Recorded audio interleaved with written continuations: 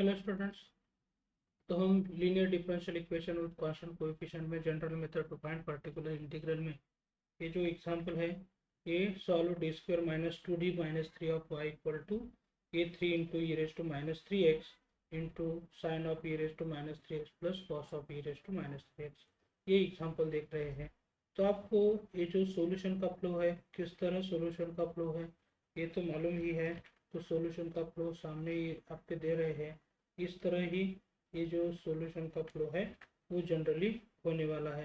तो इसमें पहले हमें क्या करना पड़ेगा, ये जो गिवन डिफरेंशियल इक्वेशन है वो given differential equation as it is यहाँ लिखना है। फिर उसके बाद ये जो y का coefficient T square minus two D minus three जो है ये जीरो के साथ इक्वेट करेंगे। तो इसी तरह आपका क्या होने वाला है, एक्सिलरी इक्वेशन आने वाला है। अब इस एक्सिलरी इक्वेशन में हमें क्या करना है, डी के वैल्यू फाइंड आउट करने हैं। तो यहाँ जनरली ये जो डी का कोएफिशिएंट है माइनस टू, तो माइनस टू के स्प्लिटिंग ऐसे करने हैं दो टर्म में, उसका प्रोडक्ट क्या होना चाहिए माइनस थ्री। तो ये माइनस टू हम माइनस थ्री प्लस वन ऐसे लिख सकते हैं, तो उनकी सम माइनस टू आ जाएगी। तो ये इसी तरह हम जो है ये माइनस टू डी का splitting minus three D plus D ऐसे कर रहे हैं। तो ये आपको अच्छी तरह समझना होगा, बहुत सारे एग्जाम्पल हमने कवर किए हैं, उसमें भी आपको पता चल जाएगा। यहाँ इसमें से हम क्या कर सकते हैं, डी कॉमन ले सकते हैं, तो डी माइनस थ्री रहेगा। तो ये जो डी कॉमन लेते हैं हम, तो ये डी कॉमन लेने के बाद थोड़ा सा मुझे टाइपिंग करने के लिए वक्त चाहिए, तो इसलिए डी इंटू क्या लिख सकते हैं, डी प्लस थ्री लिख सकते हैं। और यही डी माइनस थ्री लिख सकते हैं। और यहाँ फिर हम क्या कर सकते हैं, इसमें वन ही कॉमन हो जाएगा। तो वन ही कॉमन आने के बाद रिमेनिंग कैसे लिख सकते हैं, डी माइनस थ्री लिख सकते हैं। फिर हम जब डी माइनस थ्री इसमें से कॉमन लेंगे, तो आप यहाँ से देख सकते हैं डी माइनस थ्री यहाँ से कॉमन लिया है और यहाँ से भी लिया है। तो यहाँ से तो क्या बचेगा, डी प्लस वन जो है वो डी प्लस वन रहेगा यहाँ। तो हम यहाँ चेंजेस कर रहे हैं। तो इसमें सिंप्लीफाई करने के बाद डी की जो वैल्यू है वो वैल्यू क्या होने वाली है, माइनस वन, और दूसरी जो वैल्यू है वो क्या होने वाली है, प्लस थ्री होने वाली है। ये जो रूट्स है दोनों भी रूट्स रियल है और डिस्टिंक्ट रूट है। तो इसके हिसाब से आपका क्या आने वाला है, कॉम्प्लीमेंट्री फंक्शन जो है वो कॉम्प्लीमेंट्री फंक्शन आने वाला है। तो जनरल में आप तो पता ही है, जब रियल एंड डिस्टिंक्ट रूट है तो किस तरह आपका कॉम्प्लीमेंट्री फंक्शन आता है, C one E raise to M one X plus C two E raise to M two X. इसके जैसा आपका क्या होने वाला है, कॉम्प्लीमेंट्री फंक्शन होगा। लेकिन यहाँ एम वन की वैल्यू जो है वो क्या हो जाएगी, माइनस वन हो जाएगी, और एम टू की वैल्यू क्या होने वाली है, थ्री होने वाली है। तो इसी तरह आपका ये जो कॉम्प्लीमेंट्री फंक्शन है हो जाएगा। फिर पर्टिकुलर इंटीग्रल में ये जो है आपका पर्टिकुलर इंटीग्रल का फॉर्मूला है। तो ये फॉर्मूला जब हम यूज करेंगे तो किस तरह, ये जो एफ ऑफ डी है वो एफ ऑफ डी तो आपको मालूम ही है, वो क्या होता है, वाई का कोएफिशिएंट जो है वो एफ ऑफ डी होता है। तो इसी तरह हम ये जो एफ ऑफ डी है वो उसके जगह यूज कर रहे हैं। और ये पूरा जो पार्ट है, ये पूरा पार्ट किसके जगह आने वाला है, फंक्शन ऑफ एक्स जो एक्स ऑफ एक्स है इसके जगह आने वाला है। तो वही पार्ट हम यहाँ ब्रैकेट में लेने वाले हैं। तो इसमें फिर हम थोड़ा सा जो सिंप्लीफिकेशन है, ये D square minus two D minus three जो है यहाँ जैसे कि factor D plus one D minus three लिखा है, उसी तरह ये जो पार्ट है ये पार्ट हम यहाँ लिख सकते हैं। फिर इसके बाद हमें क्या करना है, ये पार्ट सिंप्लीफाई करने के लिए ये जो ऑपरेटर डी प्लस वन है वो डी प्लस वन ऑपरेटर बाहर रखना है। और जो दूसरा फैक्टर है डी माइनस थ्री, इसके रिलेटेड क्या हो जाएगा, ये जो डी माइनस थ्री है वो डी माइनस थ्री ऑपरेटर जब हम इस पार्ट को ऑपरेट करेंगे तो इस तरह आपको मिल जाएगा। लेकिन इसमें भी क्या करना है हमें, ये किस तरह ये operator one upon D minus three use करना है, आपको यहाँ थोड़ा सा हिंट दे रहे हैं हम। तो इसके लिए बेसिक जो आइडिया है इसके रिलेटेड ये बेसिक आइडिया हम यहाँ आपके सामने दे रहे हैं। किस तरह ये जो आइडिया है one upon D minus A of F of X, is equal to E raise to X into ये जो पार्ट है हम यूज़ कर सकते हैं। तो यही पार्ट हम इस पार्ट के रिलेटेड ले सकते हैं। तो यही जो पार्ट है किस तरह हो जाएगा, अब यहाँ 1/d-3 है, तो यहाँ ए की जो वैल्यू है वो क्या होने वाली है, 3 होने वाली है। लेकिन ये जो एफ ऑफ एक्स है वो एफ ऑफ एक्स की जगह हमें क्या करना पड़ेगा, ये जो पार्ट है आप देख सकते हैं, ये पार्ट को यहाँ लेना है। तो जो ये पार्ट हम लेंगे तो इस वक्त क्या हो जाता है आप यहाँ देख सकते हैं।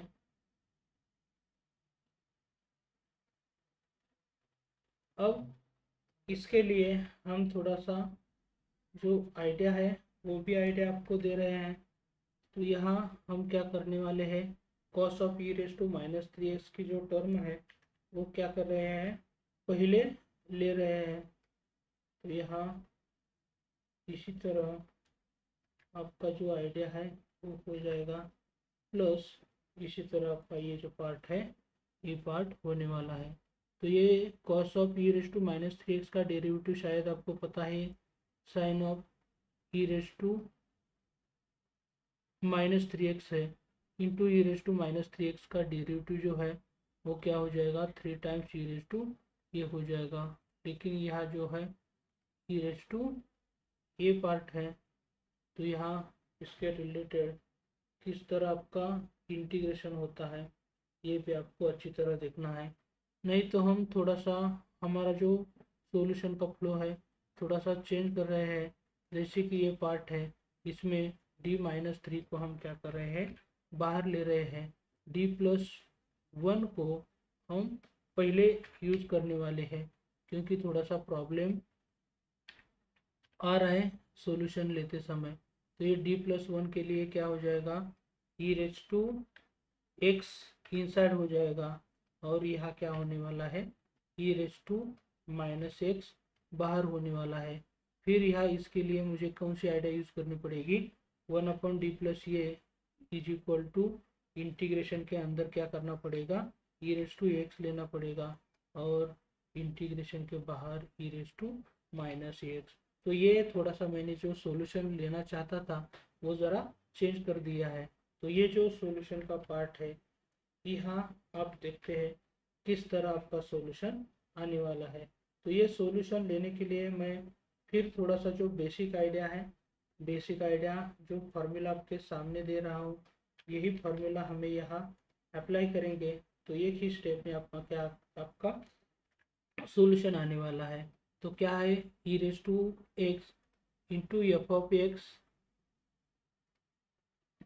प्लस f'(x) ऐसा आपका इंटीग्रेशन है। तो इसका इंटीग्रेशन क्या आता है वो आपके सामने है, वही integration E raise to X into F of X आता है। तो इसी का यूज़ हमें करना है। तो यही यूज़ जब हम यहाँ करेंगे तो जो ये पार्ट है, ये पार्ट को थोड़ा सा हमें क्या करना है, पहले लिखना है। तो ये पहले ही लिख देते हैं, प्लस ये क्या हो जाएगा, इसी तरह हो जाएगा। अब इस पार्ट में जब हम ये नीचे वाले आइडिया यूज़ करेंगे तो ये नीचे वाले आइडिया यूज़ करने के बाद आपको पता चल जाएगा ये जो एफ ऑफ एक्स है हमारा क्या हो जाएगा, ये cos of E raise to -3x हो जाएगा, क्योंकि इसी का डेरिवेटिव जो है ये पूरा पार्ट है। तो इसमें ये क्या होने वाला है, E raise to X into क्या आने वाला है, सॉल्यूशन आपका cos of E raise to -3x आने वाला है। लेकिन इस वक्त ये क्या होना चाहिए, इंटीग्रेशन के बाहर होना चाहिए। तो इसी तरह आपको ये इंटीग्रेशन क्या करना है, सॉल्व करना है। अब ये आइडिया यूज करने के बाद हमने वो सॉल्व किया है। अब थोड़ा सा ये जो सिंप्लीफिकेशन बाकी है, तो इसके सिंप्लीफिकेशन में हमें क्या करना है, ये जो ई रेज टू -x और ई रेज टू x है ये तो कट जाएगा, और फिर ये पार्ट जो है, इस पार्ट के लिए मीन्स 1/d-3 ऑपरेटर फिर ऑपरेट करना है। लेकिन ये ऑपरेट करने के लिए फिर मुझे कौन सा आइडिया यूज़ करना पड़ेगा, 1/d-a का आइडिया यूज़ करना पड़ेगा। वो तो आपके सामने अब दे रहा हूँ मैं। तो इसी तरह ये जो आइडिया है, ये आइडिया जब हम यूज़ करेंगे तो इसके जैसी टर्म क्या आने वाली है, यहाँ टर्म वो आने वाली है। लेकिन यहाँ ये की जगह मुझे क्या करना है, 3 लेना है। तो यहाँ आपके सामने 3 लेते हैं तो ये इसी तरह 3 हो जाएगा। लेकिन एफ ऑफ एक्स की जगह जो टर्म आने वाली है वो क्या आ जाएगी, cos of E raise to -3x आ जाएगी। तो ये इंटीग्रेशन मुझे सॉल्व करने के लिए फिर मुझे क्या करना पड़ेगा, थोड़ा सा जो सब्स्टिट्यूशन मेथड है उसका आइडिया यूज करना पड़ेगा। तो इससे पहले हम क्या करते हैं, ये जो इंटीग्रल है इस इंटीग्रल को इक्वेशन नंबर 2 देते हैं, ताकि आपको ये जो बाद में सिंप्लीफाई करते हैं तो उस वक्त अच्छी तरह ये होने वाला है। तो ये आपका क्या है, पर्टिकुलर इंटीग्रल का पार्ट है, तो वही मैंने यहाँ लिखा है। तो यहाँ सब्स्टिट्यूशन मेथड यूज करने के लिए ये जो पार्ट है इसमें हम इस तरह थोड़ा सा बैक एंड में टाइप करके वर्क कर रखा था हमने, यही हम यहाँ ले रहे हैं। तो यहाँ क्या करना पड़ेगा, ये जो e रेज टू -3x है, इस e रेज टू -3x को टी पुट करना है मुझे। तो देखते हैं e रेज टू -3x को टी पुट करने के बाद e रेज टू -3x का डेरिवेटिव क्या होता है, e रेज टू -3x ही होता है, इंटू -3x का डेरिवेटिव -3 इंटू क्या हो जाएगा, dx भी लिखना पड़ेगा। तो इसी तरह ये जो e रेज टू -3x का डेरिवेटिव है फिर इसका सिंप्लीफिकेशन करना है, क्योंकि यहाँ सिर्फ e raise to -3x into dx ही प्रेजेंट है। तो यहाँ मुझे क्या करना है, ये जो -3 है वो -3 को मुझे राइट हैंड साइड में लेके जाएंगे। तो ये ही हम कैसे लिख सकते हैं, -1/3 ऐसे लिख सकते हैं। अब यहाँ जो इक्वेशन नंबर 2 है, यही इक्वेशन नंबर 2 किस तरह हमारा सिंप्लीफाई होता है यहाँ आप देख सकते हैं। ये जो इक्वेशन नंबर 2 का सिंप्लीफिकेशन करना है, ये जो e रेज टू -3t है, e रेज टू -3t की जगह मुझे क्या करना है, t पुट करना है। और यहाँ देख सकते हैं e raise to -3x into dx है, उसके जगह मुझे क्या करना पड़ेगा, ये जो पार्ट है और ये जो dx का पार्ट है इसके जगह मुझे निगेटिव टर्म है इसलिए ब्रैकेट में ये पार्ट पुट करना पड़ेगा। और यही पार्ट जब हम सिंप्लीफाई करने के लिए जाएंगे तो यहाँ -1/3 जो है, -1/3 कांस्टेंट टर्म है, तो इस इंटीग्रेशन के बाहर आ जाएगी और यह सिर्फ क्या रहने वाला है, dt ही रहने वाला है। तो यहाँ क्या हो जाएगा, cos t का इंटीग्रेशन आने वाला है। और शायद आपको cos t का इंटीग्रेशन अच्छी तरह मालूम है, वो cos t का इंटीग्रेशन जो होता है वो क्या होता है, तो ये क्या होता है, साइन ऑफ टी होता है। तो ये साइन ऑफ टी हम यहाँ ले रहे हैं। लेकिन फिर हमें सब्स्टिट्यूशन करना है टी के जगह। लेकिन आप यहाँ देख सकते हैं टी के जगह मैंने e raise to -3x put कर दिया था। तो यहाँ भी मुझे क्या करना पड़ेगा, टी के जगह e रेज टू -3x जो है वही टर्म यहाँ लेनी पड़ेगी।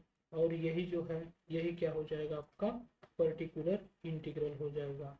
तो ये जो कंप्लीट सॉल्यूशन ये डिफरेंशियल इक्वेशन का होने वाला है। तो इसी तरह आपका कंप्लीट सॉल्यूशन जो है वो क्या हो जाएगा, CF प्लस PI हो जाएगा। लेकिन आपका CF जो है वो क्या है, C1 e raise to -x plus C2 e raise to 3x है। तो वही यहाँ मैंने लिया है, प्लस ये जो टर्म है माइनस में, तो यहाँ क्या हो जाएगा, प्लस ऑफ माइनस यहाँ माइनस होने वाला है। तो इसी तरह ये जो आपका हो जाएगा कंप्लीट सॉल्यूशन। तो ऐसे बहुत सारे वीडियो लेक्चर्स मैंने बनाए हैं, अभी तक आपने नहीं देखे हैं तो प्लीज़ सब्सक्राइब करके आप देख सकते हैं, क्योंकि सब्सक्राइब करने के बाद बेल आइकन बटन दबाएंगे तो आपको मेरे सब कुछ वीडियो जो है उसका नोटिफिकेशन डेफिनेटली मिलने वाला है।